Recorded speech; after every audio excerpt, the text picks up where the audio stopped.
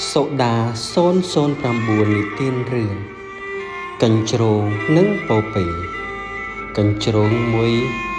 បានធ្លាក់ចូលនៅក្នុងអណ្ដូងវាខំប្រឹងលោតចេញមកវិញតែមិនអាចលោតតងដល់មាត់អណ្ដូងឡើយ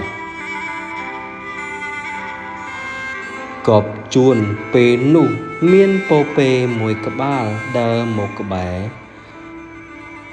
ហើយឃើញកញ្ជ្រោងនៅក្នុងអណ្ដូងវាក៏សួរថាបងកញ្ជ្រោងតើបងចុះទៅធ្វើអ្វីនៅបាតអណ្ដូងនោះកញ្ជ្រោងតបថាអូប្អូនពពែឯងមិនដឹងទេឬក្រុមអ្នកហោរាសាស្ត្របានទាយថា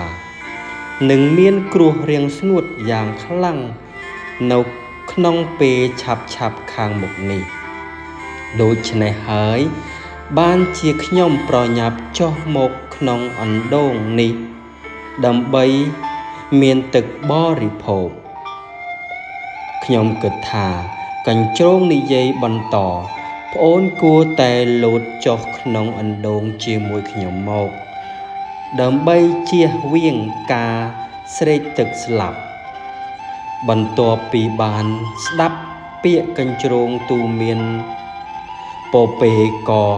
លោតចុះទៅក្នុងអណ្ដូងដែរនៅពេលដែលពពែលោតចុះមកដល់បាតអណ្ដូងកញ្ជ្រោងក៏ឆ្លៀតឱកាសលោតទុំលើខ្នងពពែរួចហើយក៏លោតបន្តទៅកាន់មាត់អណ្ដូងលាហើយសម្លាញ់កញ្ជ្រោងនិយាយទៅកាន់ពពែនៅពេលក្រោយសម្លាញ់ត្រូវចាំមិនត្រូវស្ដាប់ឬក៏ធ្វើតាមដំបូន្មានមនុស្សដែលកំពុងជួបប្រទះនឹងឧបសគ្គនោះឡើយ